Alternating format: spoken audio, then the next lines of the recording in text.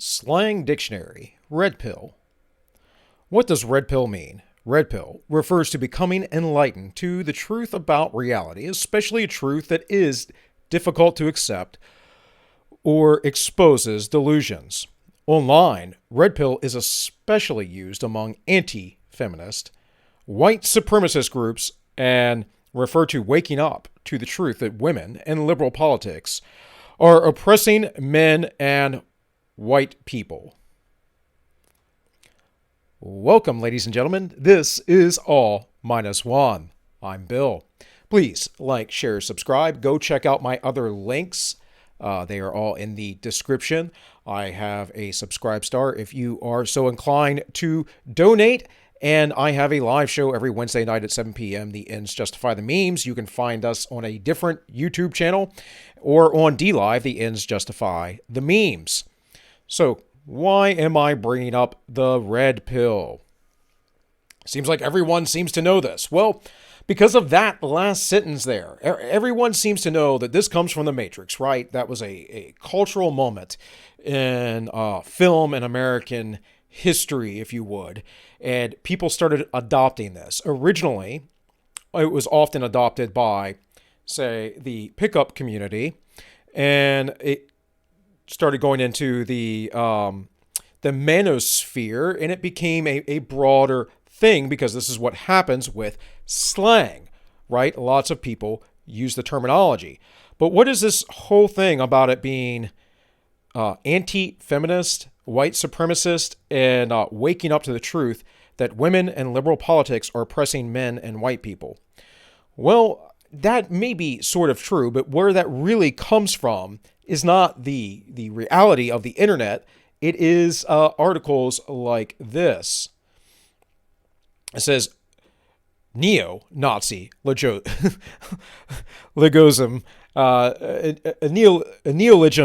neologism, I cannot say it right now, sorry, excuse me. A neologism, thank you. Hey, I got it right that time. Is a word that's essentially a new word, right? It's a word that gets coined out of nowhere and becomes popular. So Quartz, being the facade of a magazine that it is, instead of just being a left-wing propaganda outlet, which it is largely, has this to say: the alt-right is creating its own dialectic. Here's the dictionary. Black-pilled. Femoid, Geotus, I don't even know what that is. I've never even heard of it. Hypergamy, that word has existed long before these current ideas of reaction to extreme leftism. So this was October 30th, 2017. It says vocabulary pop quiz. Define the following words. Hypergamy. That's pretty easy. That's the idea that women choose to pick the best man that they can, essentially. That's, it's a little bit deeper than that. But yeah, they tend to go after the best they can get, right? Femoids, meeks. If you got all of those right, you're on your way to becoming fluent in alt-right. Why is this alt-right? No political movement has created an internet dialectic with the speed and skill of the alt-right. Compromised conspiracy theorists, anti-feminist, white nationalist, Donald Trump supporters, and other disgruntled right-wingers, the loosely connected group has organically formed a shared way of talking that allows different factions to identify with one another. This creates a verbal badge of allegiance, and the terms they have coined can be difficult for outsiders to follow. Really, really interesting Quartz. Have you ever considered that you guys got this going on? The zeroth position. It's a personal blog. A glossary of social justice warrior terminology. The use of language by social justice warriors frequently departs from both the dictionary definitions and the common understanding of words by most of the general population. As such, a guide to social justice warrior speech may be helpful to the layperson, along with commentary about how their use of words relate to reality. This will take us from take the form of an informal and potentially humorous glossary which will not be exhaustive due to some terms being understood in the same manner by social justice warriors and the layperson, and due to continual invention of new terms. This glossary will focus on how such terms are used in practice rather than how social justice warriors might define them in theory. And the first term, this being in alphabetical order, or, alphabetical if you pronounce it phonetically. Ableism is the first one. Any criticism or negative sentiment that affects people with disabilities, regardless of validity. So, why do I bring this up? Well, in light of this Quartz article, seems to make sense, because here the Quartz author is making the claim that there is a grand conspiracy online amongst people that are using this terminology because they've agreed to it somehow, some way or another. Now, I have yet to meet a person who is on the right, that is a liberty-minded person, a person who does not involve themselves in the progressive way of thinking, in the woke scold, in the SJW cult. That is anyone right of Mao, as Don the pleb often says. So this right here is just people on the internet conversing, and as you get countercultures, what happens is they create their own slang and they just participate in it. Completely organic, by the way. This, though, on the other hand, is not organic at all. This is actually created by the postmodernist left in order to create the cult of woke. The cult of woke, that is the church of woke, the religion of woke, the religion of collectivism, the religion of no identity, but the identity you are assigned. And it's very important that you understand the uses of language from them and how they think about you. And I'm sure most of you out there go, well, Bill, yeah, duh, we know this already. Well, there's probably someone who doesn't. And this is stuff that you need to share with them. And maybe you don't understand how deep it really goes. Maybe you don't understand that you use some of their terminology. I'm guilty of it as well. I do not wish to use their terminology, which is why I try to wake up to, excuse me for using their terminology there. But no, I mean, true awakening, truly having the scales fall off of your eyes, and to use words that are different. And if I use their terminologies, I use it as a tactic against them, right? Because this is the game that we must play. I'm not against violating my principles to use their principles. I think that makes you no better than them, and that is a game of power. Might makes right, and that is the game that they are playing, the postmodernist game. V made a very interesting video yesterday. If you guys don't know V, go check him out. He is a Romanian who, it does very good YouTube videos, and part of him living in Romania, he kind of has that history of communism in his nation, right? But he talked about Voldemort and how Voldemort goes about, and he believes that truth is only a matter of power.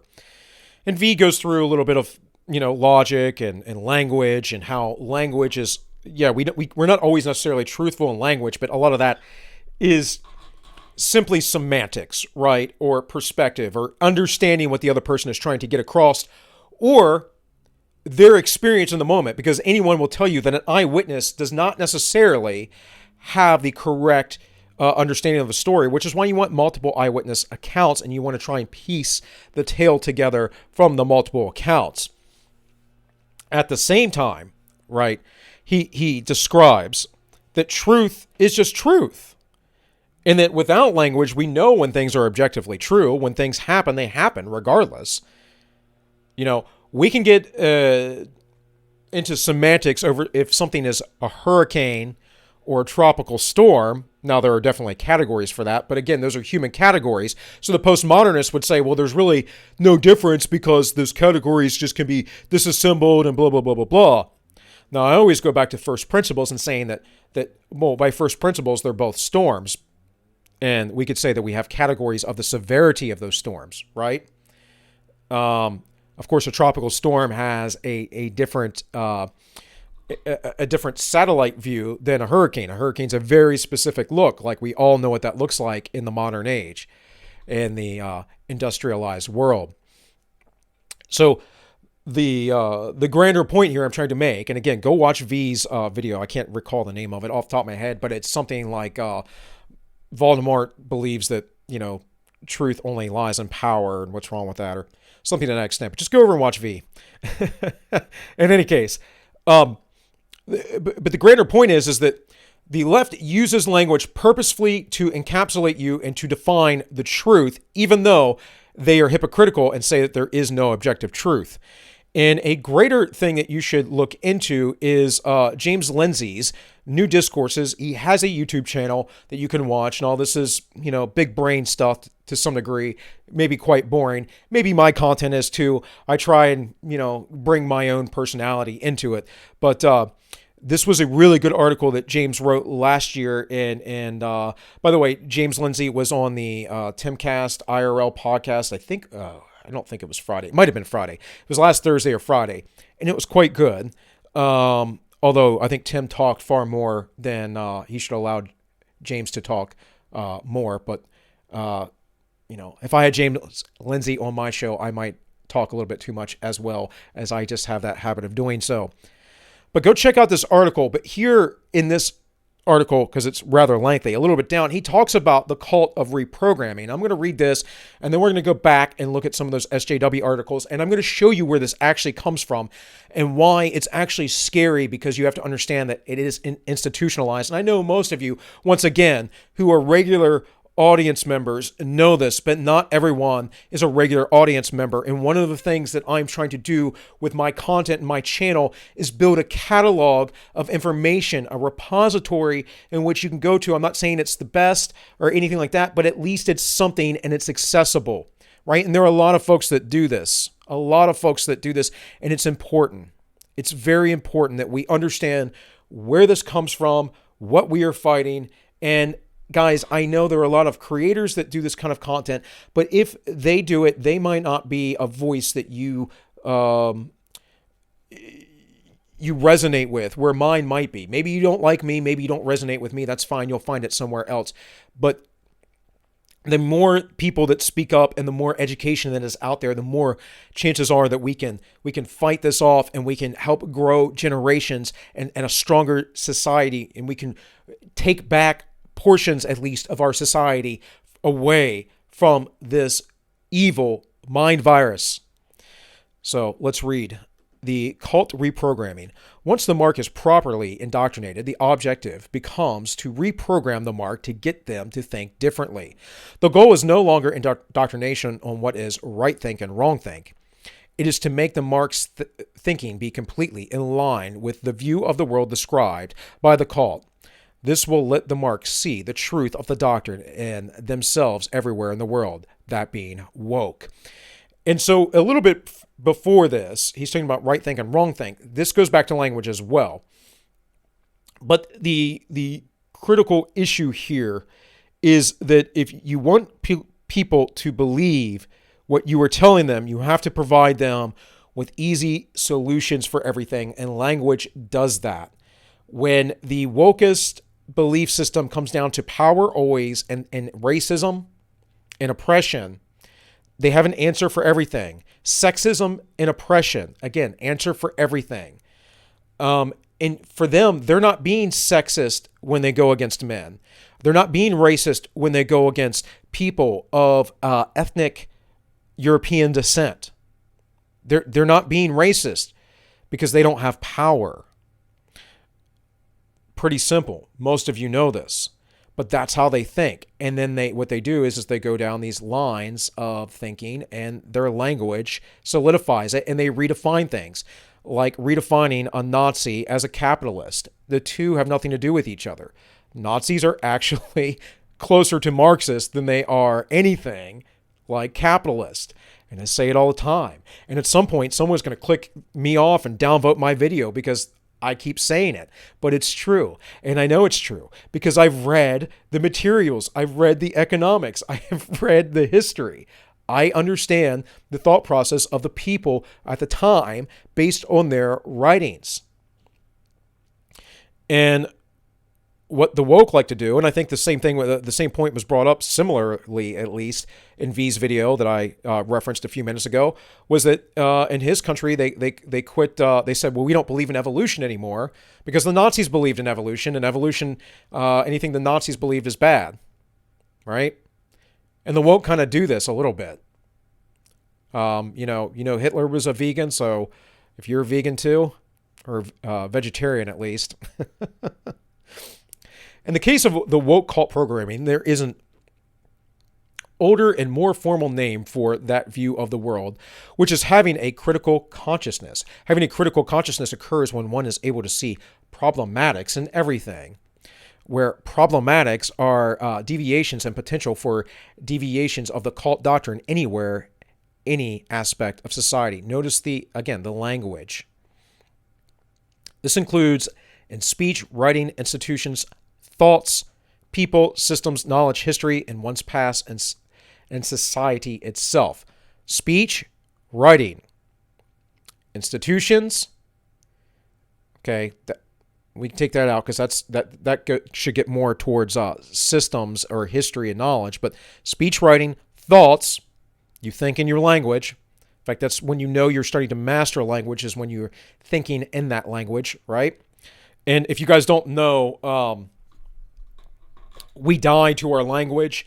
You're basically born with the phenoms, the roots of words, how to pronounce them or whatever in various languages. You have all that ingrained into your brain, and those die away. They die out as you learn your language. In part, this is why children are a little bit more, a lot more susceptible to picking up multiple languages or dialects. People, systems. Well, language is a system again. Knowledge. Language is knowledge. History. Language has a historical context. Etymology, the origins of a word, is very important because, let's say, for instance, gender, very prevalent word today.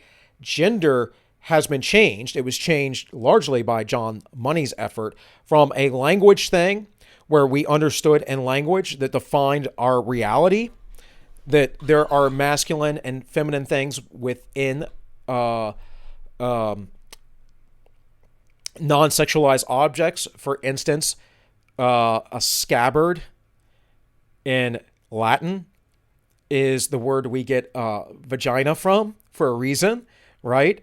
And a sword is a masculine in Latin, and a scabbard is a feminine for a reason. When I was in the Marine Corps, some Marines aren't that bright, and you gotta train them. So what do we tell them? Well, you put the male in and the female in. When you're trying to construct things, you keep it simple, right? Everybody understands that on a very basic level. That is technically gendered language, but it's gendered language because it is how we perceive the world, and we all perceive the world in understanding there are basic gender differences. You, of course, are lying to yourself, and you need language to change your mind about that if you think otherwise. And another one is ethnicity. Ethnicity in the social sciences is changed to something completely different outside of race. When the word comes from ethnos, which is Greek, for a nation or a people or a race, it means all of those things. Ethnicity means the same thing as race, folks. Race is this broader category today because of social science. But it's not well defined, and most social scientists want to get rid of that. Yet it is constantly used because the left knows it's a cudgel against people. It's a way to use it against people. Lenin created the word racism in Russia. You use that terminology. It has been used for a long time as a cudgel against people. And this goes way back to the days of Manning Johnson I've talked about before, but it goes further back than that. Manning Johnson from Race, Color, and Communism. If you want a little introduction to that, I've used them, I think, several times in my videos, but the main one, the first one that I used was way back when. I made a BLM video last summer, so I'll link that at the end here if you want to check that out. In any case, I'm running my mouth a lot, which is cool because I have articles, but we don't need to go through every aspect of this. So I know this part gets a little heady, but it's important. Critical consciousness is formally the cult mentality of Karl Marx's conflict theory. Conflict theory, in a briefest explanation, is the idea that society is broken into different groups or classes. For Marx, they were economic classes, and for the woke, they are social group identity classes. Exactly what I was just trying to explain to you, but this is a little bit more in depth and concise. That are oppressive on one side, oppressed on the other, and in conflict over this.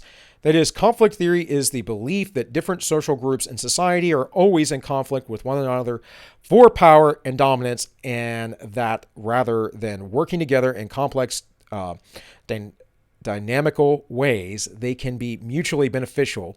They are at war. A critical consciousness means realizing this and that you are somehow personally complicit in creating the material conditions for that war and need to do better, either by renouncing your dominance, if dominant, or by agitating for a full-on revolution if oppressed. And it's always about revolution to the left, folks. And anyone that stands in the way of the revolution is an oppressor, according to them. And that goes all the way back to Mao. Critical consciousness is therefore a very cartoonish us versus them reading of the world. Yeah, it's very simplistic. And most of folks, Jordan Peterson did this study. Lauren Southern, back when she still worked for the Rebel Media several years ago, was with Jordan Peterson and one of his doctoral candidates. And I can't remember her name, recall her name, but they're at Peterson's house. They're talking about this study that they did, and they basically found that the majority of the woke are useful idiots, as Yuri Bezmenov said, and the rest of them are very highly intelligent people who are manipulative, and they seem to be malevolent. That is, they have a chip on their shoulder and want to do harm to people. And they found this out through studying language. Language through print. So again, go check that out. This mentality, of course, tweaks various psychological and social impulses in people, as described in social identity theory, for example, and dramatically increases what's called paranoid autism.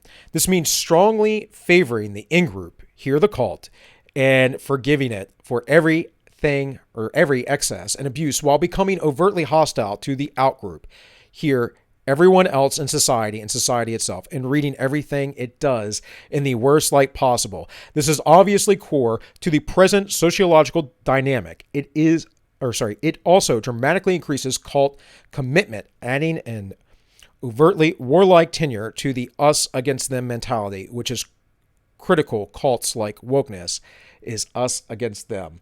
So we go back to the Quartz article. What do you see? No political movement has created an internet dialectic with the speed and scale of the alt-right. No, actually, this is truly a reactionary movement that is reacting to you. The right always is reacting, is always on defense to the left, unfortunately. This is why I approve of things like Super Straight. It is a reaction, but it goes right at the heart of them, right? It uses their tactics against them. So what did we just read here by James Lindsay? Well, we read that it is critically, overly harsh against the outgroup. And what's it saying? Oh, this outgroup that came after we started all this woke speak on Tumblr and academia, which was in academia, by the way, for a very long time. The postmodernists have been in American academia since the 60s. This is on the right, on the non-left, this is a reaction. And these folks are going, oh, it happened like overnight. Well, what are you guys doing? You're the ones changing the language. You're the ones messing with the definitions of things like gender and saying that there's 1,000,001 different genders. The alt-right isn't the first group to create its own online lexicon. The internet has long been a place for linguistic invention. Gaming gave us woot and noob. We now use troll as a verb in regular speech. Some people even pronounce LOL as if it were an acronym, law, right? Okay, how about you'd probably like this, Quartz Woke Scold, Richard Dawkins, who invented the word meme, who no one even cared about until 10 years ago, if that. What really memes were an invention of social media, and it was an adoption of the language that was already created. We are seeing the same patterns unfold on public message boards such as Reddit and 4chan. Well, Reddit's a left-wing site, so you guys do the same. And I've looked at and covered left-wing Reddit. I don't have those videos up anymore because they weren't that good, and I just kind of, I'm like, I don't feel like doing this. I need to get off Reddit. It's not good for my soul. Not good for my sanity. But you guys can go on there and you can go look at the stuff that they say. And trust me, guys, the majority of, like I had said before, and like I pointed out here, the majority of the woke scolds are useful idiots. You can see what they say about capitalism, communism, the excuses they make. It's ridiculous. Beyond creating exclusive jargon, like this revealed concept, that a group feels are common and important enough to require a go-to word, there is no readily available term in English that means women are robotic and subhuman, a belief held by many alt-right manosphere members. They are called femoids, a disturbingly common term that refers to women as non-human. Likewise, there is no term that diversifyly or Today's a bad language day, guys. Today's a bad speaking day for Bill. A term that I even know what this is trying to say. Just to put down women refers to people who believe in social justice, hence the demonization of SJWs as an acronym, social justice warriors. Well, they created that on their own. Excuse me, guys. My brain's going to be really dyslexic today for whatever reason. But you kind of get the point of this article. The left is allowed to create their own language, but the right isn't. By the way, femoids I've never heard of before. Seriously, never heard of before. I'm pretty in tune with most of this stuff. I don't know who uses that terminology. So, just similar article from New America. Red pill to black pill. The red pill term comes from the 1990 Matrix, blah, blah, blah, framework for individuals to describe awakening. And then the major contemporary secular male supremacist movements, PUAs and men right activists, the red pill and men going their own way, use the terminology to describe their realization that men do not hold systemic power or privilege. Instead, they awaken to the truth that society, economy, and sexually men are at the whims of women and feminist power and desires. But that's absolutely true. You can't say when you own all the cultural institutions on the left, when men are basically failing in like record numbers in school and in the workforce compared to women and in wages, you cannot say, well, but men are actually still in power because there's a few top men who do this, this, and that. You have to look at the whole of society. And I'm gonna give you another word. It's not a made-up word, but the left likes to phrase it this way. The apex fallacy, right? Where you only take the top % of folks and you believe and you apply that to the rest of society. Apex fallacy. That's part of that manosphere. Now, I'm not a fan of MGTOW. I think those guys, they don't get it right. I think that they're in their own personal hells. I don't like that. I think that they're in a bad mental, emotional state.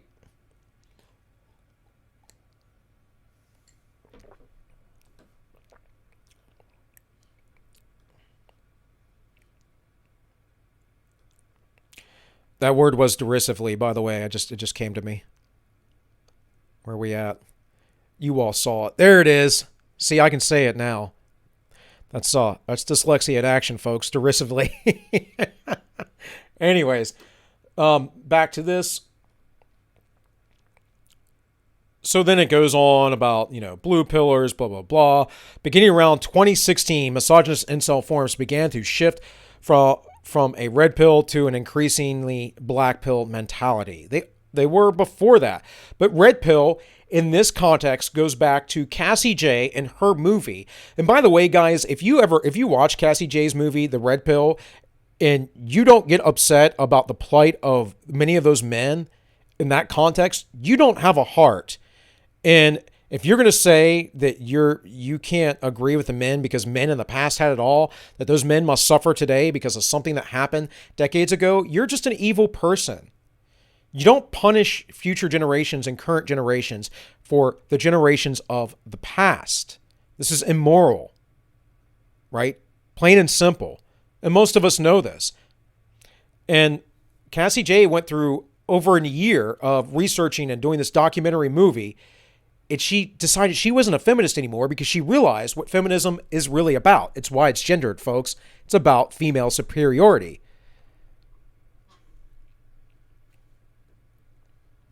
We have to understand that these sexes are complementary. This brief system accepts the red pill view of society dominated by women, but rejects individual level attempts at learning the game to achieving a sexual relation with women as misguided, asserting that the only change at a societal level has the possibility to be effective. And I could keep going on with this article. This is from New America, but I really don't want to, because what I wanted to focus on was the ADL, because that's where these folks are getting this crap from. Now, this is a later article. This is updated, but this is the Extremist Medicine Cabinet, A Guide to Online Pills, November 6, 2019. Now, I like the little swastika pills here. Way to go, ADL. Should we cancel the ADL, by the way, for having a swastika picture on its page on its website? Because most places that have swastikas up get canceled. I mean, they're censored on the news when it's hoax hate and it's backwards. So shouldn't the ADL be canceled? Just some food for thought there. So pills featured prominently online chat rooms and forums dedicated to right-wing extremists. These are not actually pharmaceuticals. Instead, each pill sends a message about a person's level of dedication to an extreme ideology or cause. I would say no. I would say it's internet slang and terminology. But again, this must be framed by the left because the left controls the institutions. The leftists have power, folks. They are the tyranny. From the incel movement to the alt-right, many subcultures are born online, and members use the internet as a primary method of contact and radicalization. Oh, you mean like this thing that James Lindsay wrote about the cult, and how you disparagingly, if you're outside of the cult, look at everyone else? See, I'm not in a cult. I can't be in a cult of the individual. There's no such thing. I'm an individual. I argue with my online friends. I have people on my show. We don't agree. We try to be nice and polite to each other because we're trying to have a discussion. But we don't agree. There's no cult there, guys. The cult is a mindset of agreeing with everything at every point. And I know some of you who may be lefties or no lefties might think, well, they don't always agree on everything. For the most part, yeah, but then you'll be an ally, won't you? More of that special language. So anyways, I'm not going to go through this entire article for the sake of time. It talks about the Matrix once again. Okay. It says, and post about American political parties, the red pill generally refers to the GOP, while the blue pill is aligned with the Democratic Party. Why would that not be any different? Red and blue are the colors you guys picked a long time ago. For many, the red pill is just the first step in a long journey. Being red pilled means shifting away from one set of beliefs to another. What the red pill represents is directly from the Matrix. That you're waking up to reality. That you're caught in the Matrix. And the Matrix is, and look guys, it's true because I grew up with this. I'm 40 years old. I grew up with this, being born in the 80s, growing up in the 80s, early 90s, during the first wave, by the way, of wokeism. It was just called political correctness then, and it wasn't really embraced like it is today. And I can tell you that worldview did largely shape the way I interacted with people and women all the time, because it was in the culture, it was in the zeitgeist. And it wasn't until I got older and I woke up and I had to go through some of my own experiences that I realized, hey, I've been living in the Matrix. Largely of my own construction, actually. But regardless, it exists, and that's why it's being used.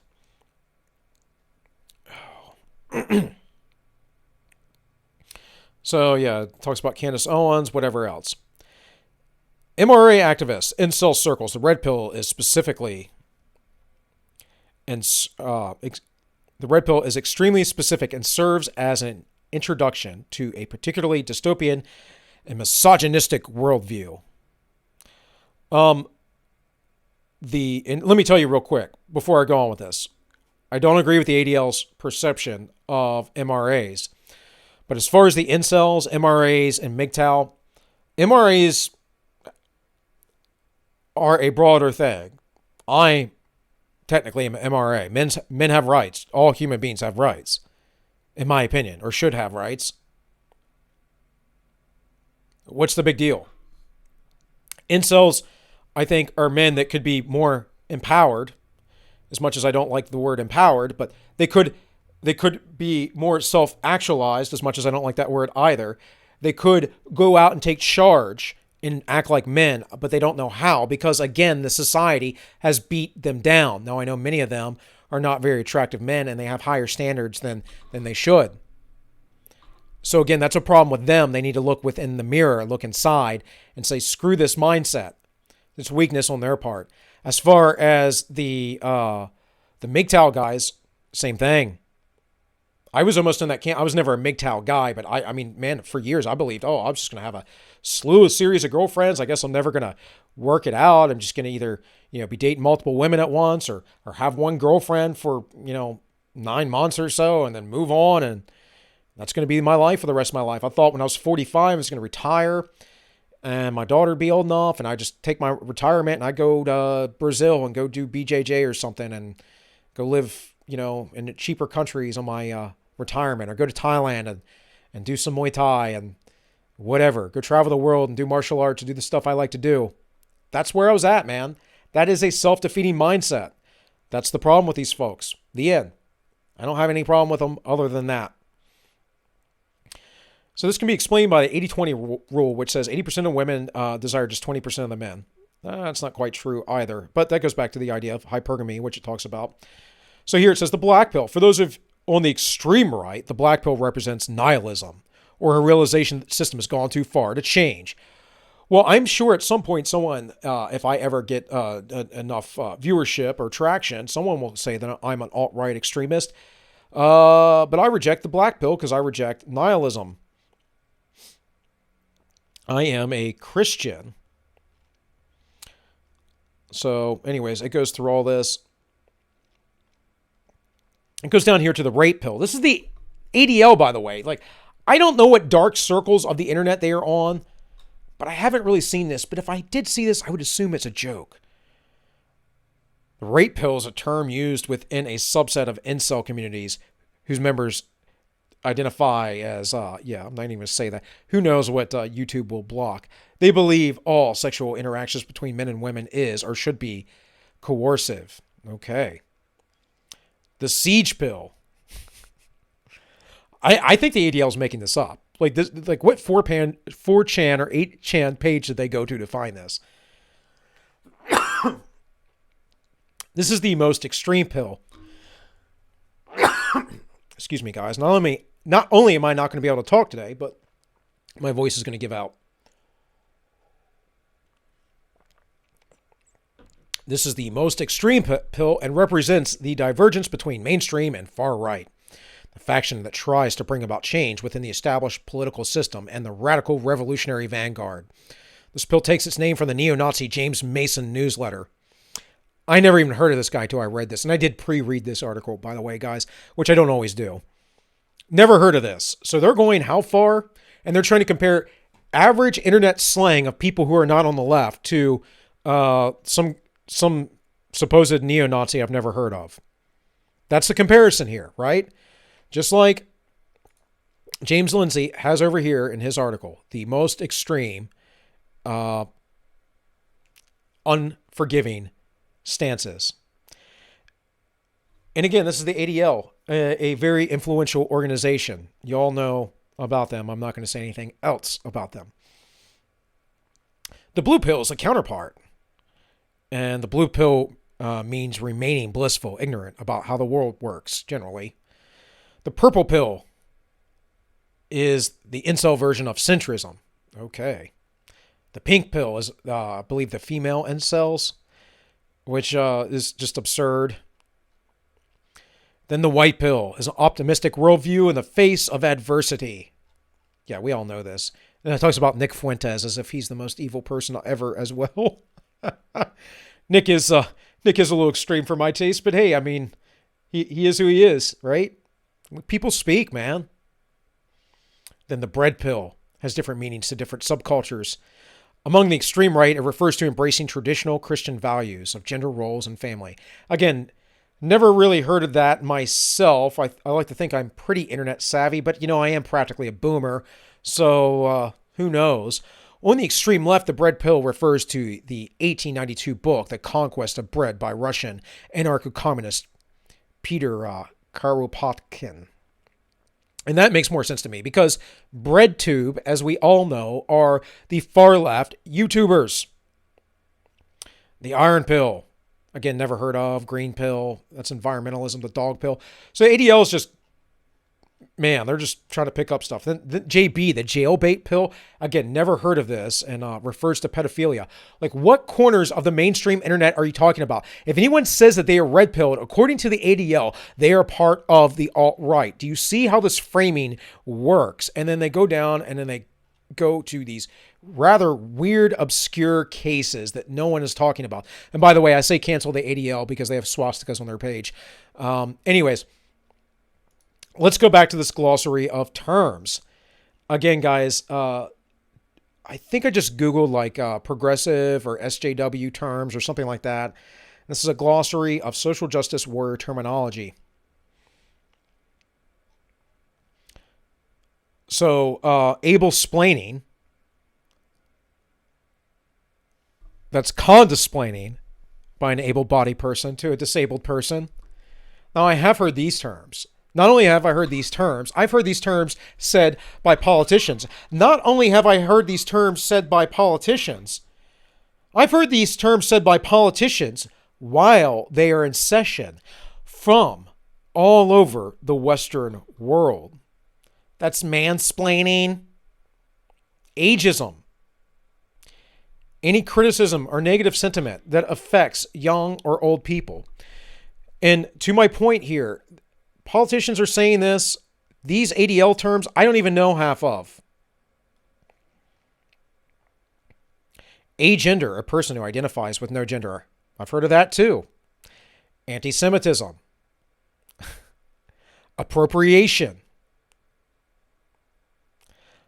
Bigender, a person who identifies as a mix of two genders. Bigotry, any criticism or negative sentiment that affects a group which is said to lack privilege. Yeah. Which is not, of course, the definition of bigotry. The definition of bigotry is basically not accepting different perspectives or worldviews based on generally a singular issue. Can be race, can be sex, can be just your political affiliation, can be all kinds of things. You think men should wear skirts or something, and because they wear pants, you're a bigot and won't listen to them. Oh man, all these are just ethnic. Cis is a made-up word that they use, by the way. A person who identifies, the difference is they put this in academia. By the way, language does not come from academia. It comes organically. Now, you could say, well, but Charles Chaucer and, Chaucer and the King James Bible and Shakespeare, they created English. No, they solidified the written language. The language was already there.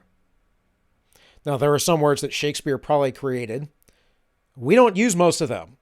Go read Shakespeare, guys. I used to be in theater. I've done a couple Shakespeare plays. One of my favorite plays is, if not my favorite play, besides Rosencrantz and Guildenstern Are Dead, is Hamlet. And there's a lot of language in there we don't use today that perhaps Shakespeare made. I'm no expert, but language is organic, guys. It's not created in academia.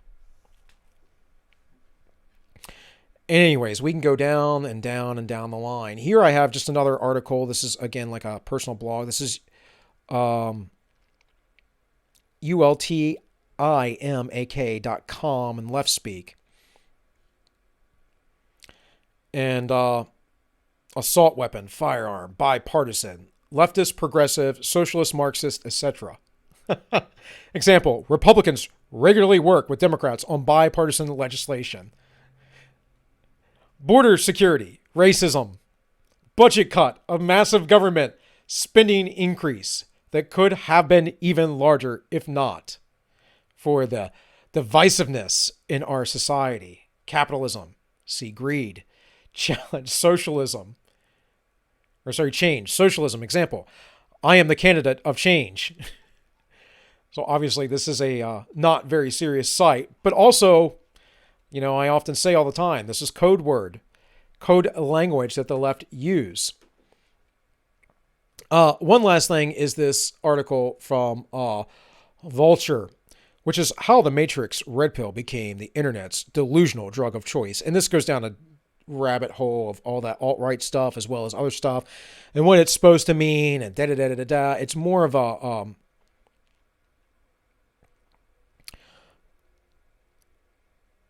it's more of an indictment of just internet culture than it is just the right or left. So right here it says, as with any movement, there are offshoots and schisms and rival sects beyond the red pill of anti-feminism. There's a black pill of the incels, blah, blah, blah, blah. But again, it goes back to the left trying to understand internet culture of those who do not agree with their internet culture. So, why am I talking about this? Once again, because language is important. And I actually would encourage you guys, go read James Lindsay's stuff. Obviously, Lindsay, Peter Boghossian, and Heather Pembrose, if you aren't aware of them, released some articles the other year into academia that got published. One of them was a print of Mein Kampf, a section of it that basically replaced Jew with white male. And it was accepted and praised later when it was discovered. Of course, they tried to basically say, well, but in this light or that light, but it was good in this way. But, what they really did is then they then said, well, we're going to fire Peter Boghossian, or try to, because, he called us out and we can't have that.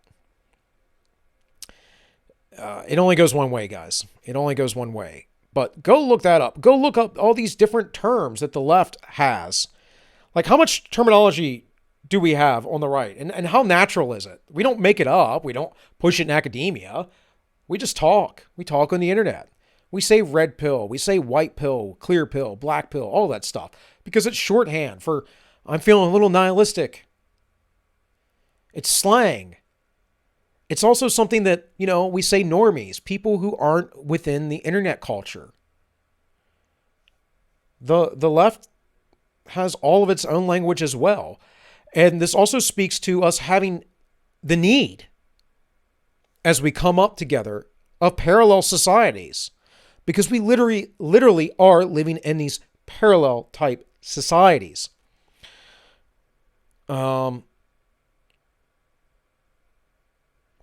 I like this, feminism. The idea that women should have the same rights and privileges of men without having the same responsibilities and drawbacks. That's actually not true. Feminism is about female superiority. Like 70, 80, 90% of all feminist movements are socialist superiority movements. In fact, Not that I'm going to look through it right now, but I have a couple of my college sociology books here, and I guarantee I can find them in there. That looks like another one, right? Yep. It's Chaos and Order is another, or in conflict and order. Guarantee you in any one of those, if there's a section about feminism, it will talk about communist, feminist. It'll talk about social justice types. It'll talk about whatever else. And some of them books are quite old. In any case, guys, that's about it. That's about all I have for today. Don't forget to take your pills. This may not be the best video that I did, but hopefully I don't have a robot voice the whole time, because I did do a sound check that had robot voice and I reset everything and there was no robot voice on the sound check. So I'm sure someone will let me know in the chat when this releases. In any case, guys, I appreciate you all watching. Thanks for sticking around. Again, my job is to teach you how to fish. Go research yourself. This is kind of a broad video, just something I came across the other day, and I was like, man, that's like really crazy how the left gets to frame all this. And guys, your politicians talk in the leftist newspeak. They talk this way. They talk in the newspeak all the time, and they think that they're so special. There's something, because they get to talk to you using the cool words, the new words that the cool kids have. Yet they're just part of the institution. And let me tell you this, folks, as well. The ADL, they ain't the rebels, guys. And despite what they're supposed to be doing, what their jobs are supposed to be, all they really are is creating hatred and justification for their own existence. That's what they do. Southern Poverty Law Center does exactly the same. And we need more people like Maji Nawaz to go after groups like the ADL and the Southern Poverty Law Center. Maji Nawaz went after the Southern Poverty Law Center, sued them, and had his negative article that they had taken down because it was all lies. Imagine that, the left lied about something. It's like they feel they're justified just to have their own power. Well, my computer wants to restart for some reason. In any case, guys, I should end it there because I'm about an hour in. I hope you liked, but, if not, just don't be mean. But, yeah, please share my stuff out. Please share my content out. Today is Tuesday. It is March 16th, 2021. If you're watching this later. So tomorrow I should have a quick shot, and then there is the live show, The Ends Justify the Memes. And we will have on Elliot Hulse, who, if you do not know, is a strength coach and a man coach. He coaches masculinity. He coaches manhood. And I got to hang out with Elliot a little bit and train with him a few weeks back when I was at the Full Spectrum Warrior Protector Summit. So he will be on tomorrow night. That is March 17th, 2021. And we will be talking to him. We'll do some memes as well with Elliot, and hopefully we will have a good time. And I've been a fan of Elliot's for a long time, so it'd be good to have him on the show. With all that said, guys, this has been All Minus One, and I wish you all well.